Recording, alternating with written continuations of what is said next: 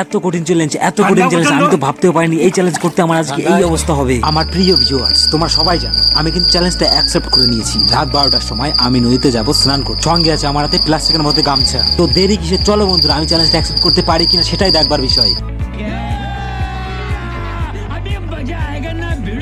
সঞ্জয়কে নিয়ে আমি বেরিয়ে পড়লাম। এই শীতের সময় আমি সঞ্জয়কে কম্বল থেকে বার করে নিয়ে চলে এলাম। মনে মনে হয়তো আমাকে গালাগালি দিচ্ছে, যদিও সামনে কিছু বলতে পারছে না।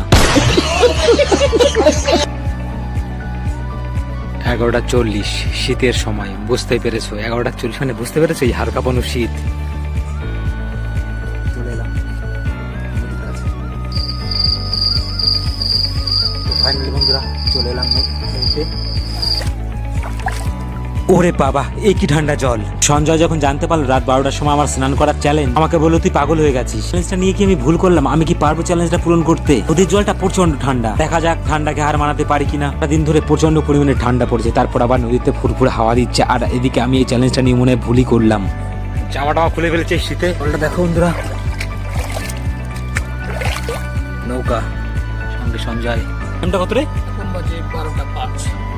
12:05, 12:40, 11:40 এসেছি, 12:05 বেজে গেছে।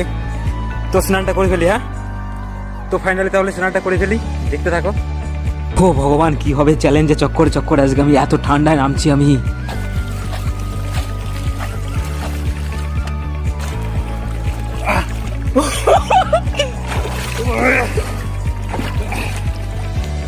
তো চলে নেমে গেছি।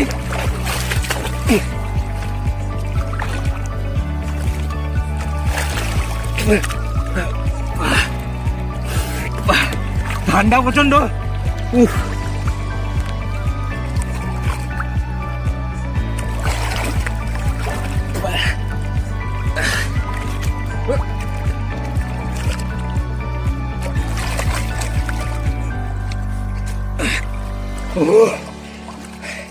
ফিলিংসটা আমার কেমন হচ্ছে তোমাদের আমি বলে বোঝাতে পারবো না। মানে এই হাড় কাঁপানো ঠান্ডায় আমার যে এখন কি অবস্থা শুধু একমাত্র আমিই জানি।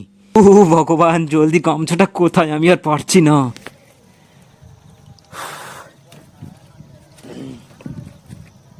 ঠান্ডায় চেঞ্জ করি। আমার দেখে বুঝতে পারছো অবস্থাটা দেখে। দেবব্রত বিশ্বাস একটা দাদা, এত কঠিন একটা চ্যালেঞ্জ হলো আমার গায়ের কাটা পর্যন্ত সোজা হয়ে গেছে। ঝটপট আমি জামা কাপড় পরে ফেলি, না হলে আজকে আমি পুরো টোটালি শেষ। ছবিটা আমি এখন পড়তে পারবো না, চুলগুলো পুরো ভেজা।